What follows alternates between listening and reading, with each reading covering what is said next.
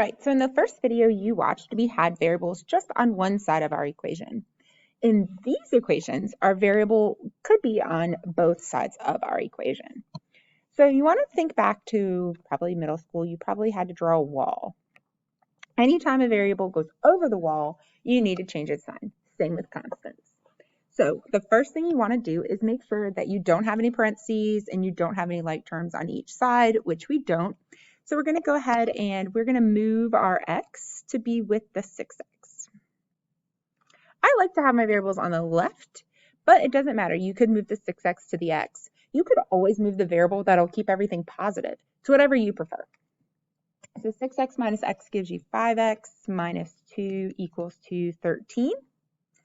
Once you've done that, you can then add 2 to both sides, giving you 5x is equal to 15. And then you're going to divide by 5. I wanted to do colors. Divide by 5 to both sides, so x is equal to 3.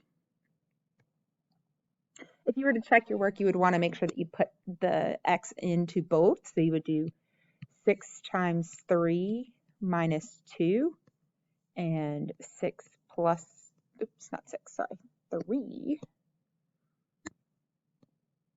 plus 13.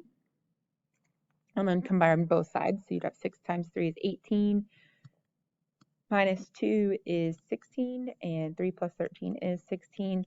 Those things are the same, so you know that you did it correct. The next question I want you to go to is number 13.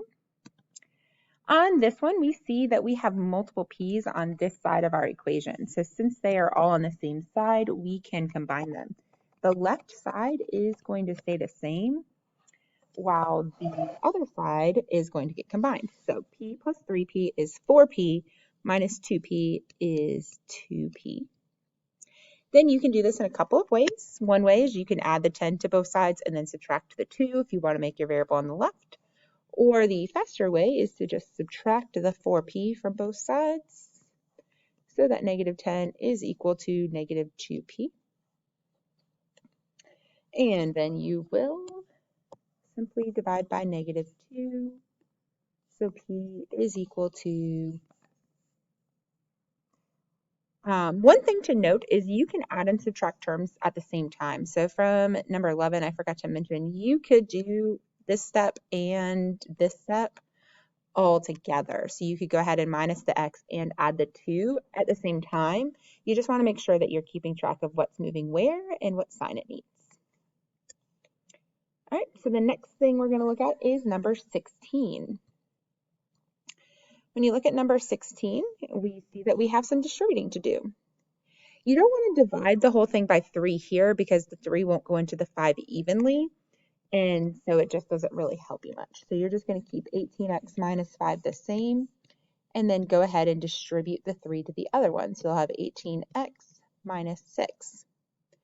Once you've done that, you'll move all of your variables to one side. So I'm going to minus the 18x. 18x minus 18x gives me 0. 18x minus 18x gives me 0 as well. So both of those cancel because they both equal 0. So that gives me negative 5 is equal to negative 6. I always move my variable first and then move my constants. It's just a habit that I have, and it works out well that way. But as you notice, negative 5 does not equal 6. That is a false statement.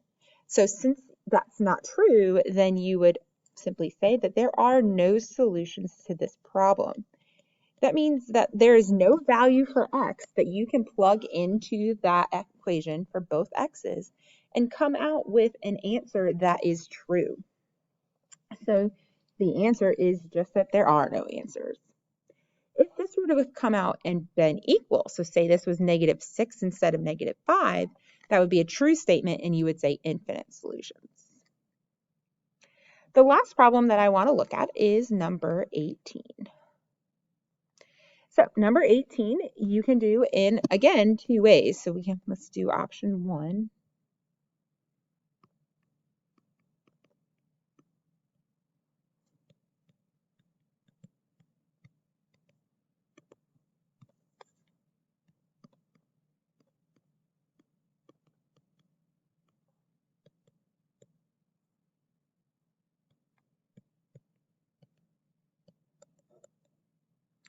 The first option is to distribute the negative in, and just think about it as a -1.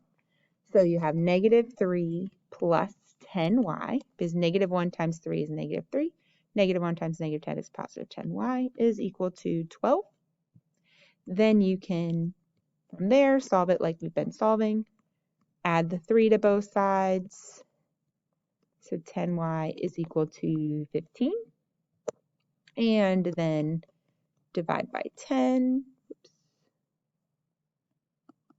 So that y is equal to 3/2. In option 2, you would divide by -1. So you'd still think of that as a -1, but you're going to divide it out first. That would cancel, giving you 3 minus 10y is equal to -12. And then you would minus the 3.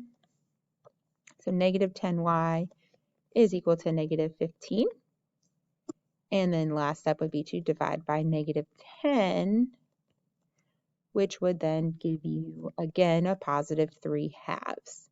So as you can see, you can do either way, whichever one makes the most sense to you. Just remember that a negative divided by negative is a positive. All right, so that was just a quick overview of solving equations. Tomorrow in class, we will go over some more of those questions as well as answer any questions that you might have based off of these videos. See you then.